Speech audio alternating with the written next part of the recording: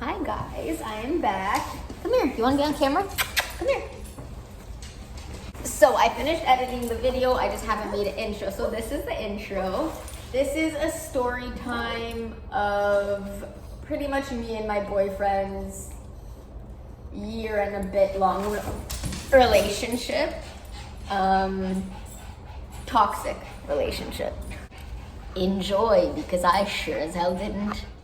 So I won't be saying any names or anything like defining characteristics.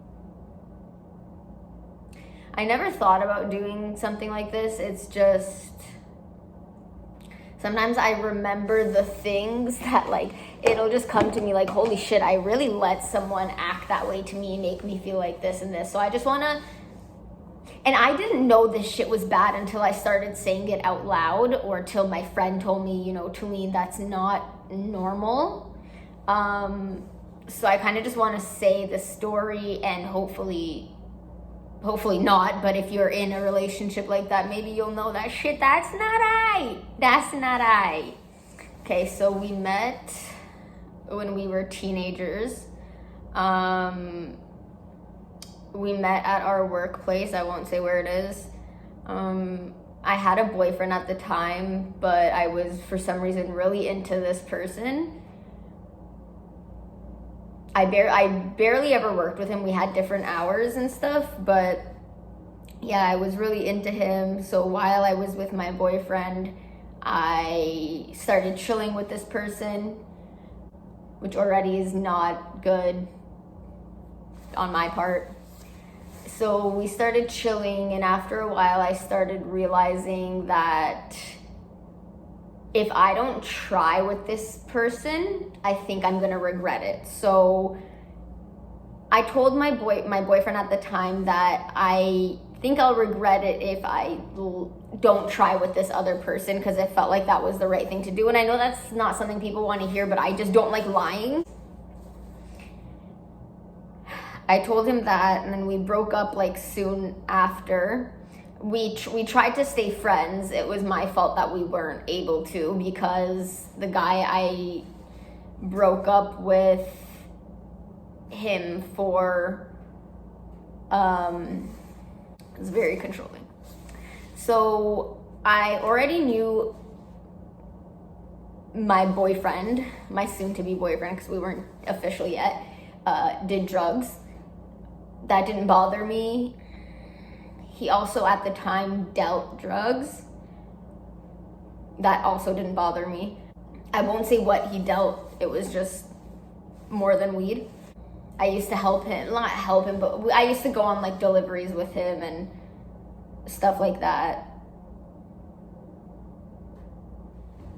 I think the whole issue started with the whole drug use thing, because we started dating while he was an addict. Yeah, so anyways, very early in our relationship, he got arrested for, I'm not gonna say it, because I'm not gonna give out like every private information. Again, this is his life. I don't want to give out everything. So he got arrested and then let go the same day or whatever. So all of his friends thought, oh, he must have snitched to get out of being detained or whatever. So he was very upset about that like he lost all of his friends. I was the only person there for him, being like, who gives, you know you're not a snitch, so who gives a fuck if these people think you're a snitch? But I know that it's not that easy. So the only people that were really there for him was me and his family. His best friend had even cut him off. Yeah, I was the only fucking person there for him. Me and his fucking family. This is gonna happen a lot. I'm definitely gonna lose track and get pissed, but I'm trying, okay? So, yeah, after he got arrested, he came home to his house and he asked me not to leave. He asked if I could just stay there and like sleep over for the night. And my parents are the type of people that at that age, like, yeah, you're not sleeping over with a dude.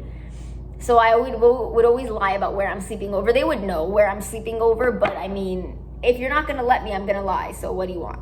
So I would say I'm sleeping over at one of my girlfriend's house.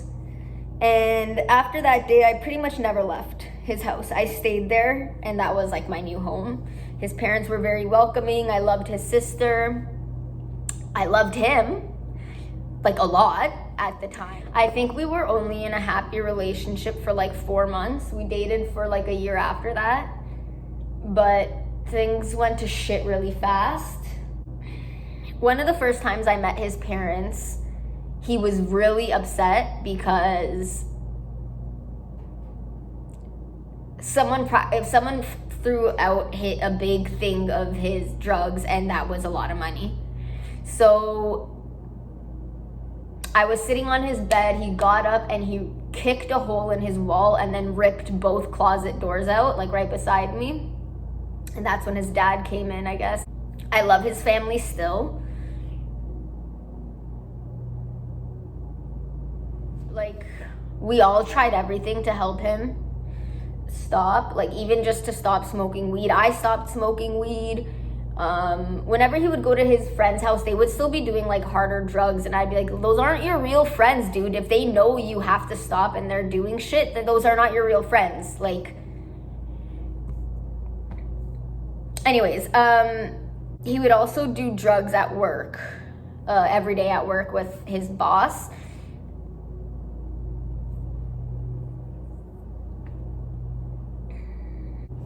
So things, I guess, just started getting shittier. I started realizing he didn't care for me the way he cared for other people. We would be at the mall with, let's say, me, him, his sister, and his sister's boyfriend, and if they would wander off or something, he was always like making sure she's okay, and like, where's my sister, like, if anyone fucks with my sister, this and that. And he was like that with his mom too, but he was never protective over me, which sucks. Everything included anxiety. Every time I went out with him, something had to induce my anxiety so fucking bad. Every time you went out with him, you had to be ready for a fight. And I don't mean me and him arguing, I mean him trying to beat the shit out of someone. You would go in public, he would just walk around like this. I can't like imitate it, but he was always looking at someone he was always looking for someone to be looking at him the wrong way so he could fight them. There have been times where we were in a car, in the backseat of a car, his sister and his sister's boyfriend were driving, and I had to he was sick, he was very tall, and I'm only 5'1.5". And I would have to physically hold him back so he didn't get out of the car to beat someone up. A jar, like a glass jar in his hand as he was going out of the car to fight someone, to smash it over their head. It was just, this was an everyday thing. It was an everyday thing. Like, talking about it now, like, I can feel my hair is going gray. Yeah. Every single time we went to a mall or anything, there was always a fight with someone in the parking lot. He was always yelling at someone, threatening to do this, threatening to do that. He already has like permanent injuries in his body from the amount of fights he's been in. The communication was not an issue. I would always tell him how I felt. I would always write it down first because I didn't want to say something wrong. That was a really big thing. My whole relationship was walking on eggshells. This is the saddest part, in my opinion, that I remembered, that I was like, I can't believe I didn't know something was fucking wrong. So there was a point of our relationship where I stopped talking, period. I decided I'm not gonna talk unless he asks me something that needs an actual, so not a rhetorical question. I just wouldn't talk anymore until he asked me something that needed an answer, because if I said anything, he wouldn't talk to me for days, and I lived with him. Even still till now, I'm getting better, but my relationship after this person, the anxiety I had, if my tone was like even a little bit weird, oh my God, the anxiety I would have. And I would be like, to my new boyfriend, like, are you mad at me? Like this, that. And he'd be like, I didn't even notice your tone of voice. And I'd be like, oh.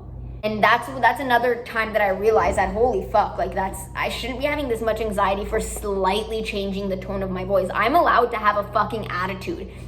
Do you know me? I have a fucking attitude. I made myself this small for that person. I don't even know who the fuck that person was, like who that Talene was.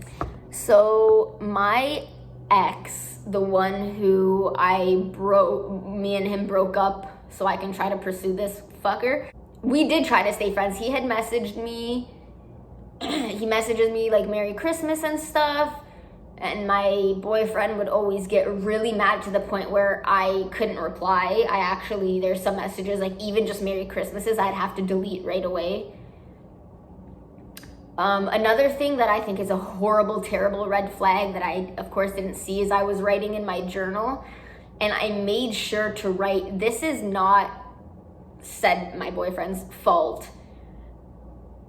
And I remember writing that just in case he read my journal, just so he couldn't get mad at me. He couldn't try to pinpoint saying, oh, you're blaming me for everything. So yeah.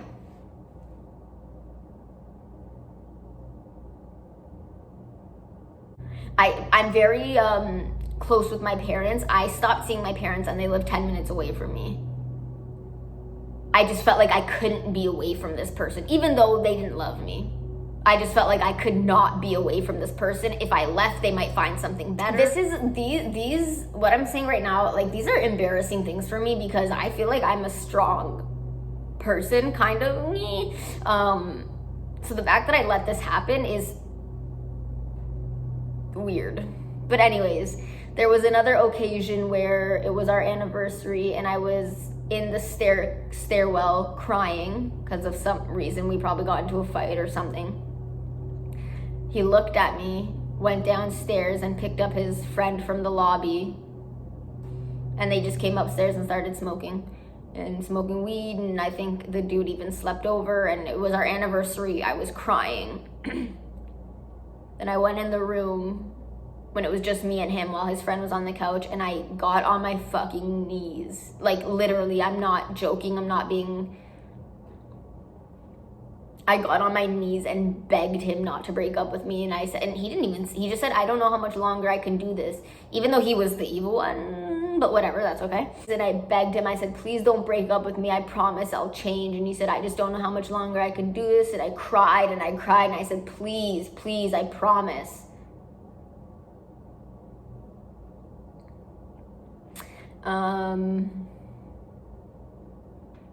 So eventually, after about a year and maybe 1 month or something, I got my own place. I was really scared too, because I thought to myself, if I get my own place, I have a feeling me and this dude are gonna break up. But my best friend said to me, if you guys are only together because you live together, then it doesn't really like count. Like that's not, maybe you guys aren't supposed to be together. I got my own place, a basement apartment. So if the upstairs people made a fucking peep, my boyfriend would get so mad to the point where I was terrified of what he would do or say to the upstairs people. Everything was just really stressful back then. I got into a car accident in winter once, nothing serious, just a fender bender, and I was on my way to pick him up to drive him to his friend's house. I left my friend's house to pick him up to drive him to his friend's house, because I drove this guy everywhere. I drove him and his friends everywhere. Fuck you, fuck you. Anyways, I want to cut out the fuck yous, because just in case he or someone he knows watches this, I don't want them to think that he is still affecting me. But I do want the people who I actually give a shit about to see the realness. Like, it's been a lot of years. I got into like a minor fender bender in winter, and I was on my way to drop him off to his friend's house. So I had to change directions because the train tracks were like broken in the middle of the road. Like the train was stuck, so I had to turn around. He called me and said, where are you? And I said, oh, I got into like a fender bender thing, had to turn around because the train track is broken. He got mad at me saying like, why the fuck wouldn't I tell him I switched directions? He might as well have just walked to his friend's house. Just forget it, he's gonna walk now. So he started doing some other, he started doing perks after a while. And I think he was starting to do lean. I remember asking his friend, how am I supposed to bring this up to him? Because he's gonna get mad at me. His friend told me to keep track of how many pills he has now and then just kind of count them every day to see how many he's taken and then kind of go from there. There were points where still till now I'm thinking, I wonder what point he would have started hitting me. Like, it was getting to that point with his like anger about everything that I'm like, it's gonna be taken out on me because it seems like everything is my fucking fault. There was one time we went to the grocery store and me and him were just having such a good time and we couldn't stop laughing and smiling. And I remember coming home and writing in my journal like, oh my God, like me and said person, me and my boyfriend had such a good day. Like, we were laughing. Like, I wonder like what made today so good. And that was just because we were like smiling and laughing together. That's not journal worthy. If it's an everyday occurrence, which it should be. So he lost his license for a bit there for stuff. And if I didn't let him drive my car, he didn't have a license. If I didn't let him drive my car, he would be furious with me.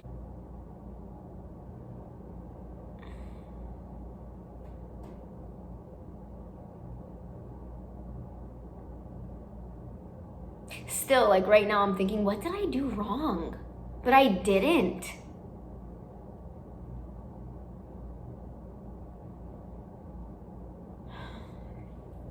There's definitely more I can say. There's a lot more situations that I can talk about, like our 1-day vacation to Dominican. 1 day because he wanted to come back and I paid for our tickets back and he never paid me back. There's a lot I can say. I might make a part 2 if it's bothering me that much. Doubt it, but this is just a little bit of what happened. And I'm just telling you the story. Imagine living it. Imagine having all those emotions. Imagine being isolated. Your only happiness is practically reliant on an emotionally abusive guy who doesn't even love himself. How the fuck's he gonna love you? Am I right, RuPaul? Anyways, that's that video. I'm no longer with that person anymore. It's hard at first because you're so reliant on them, you're so dependent on them, but leave. Run.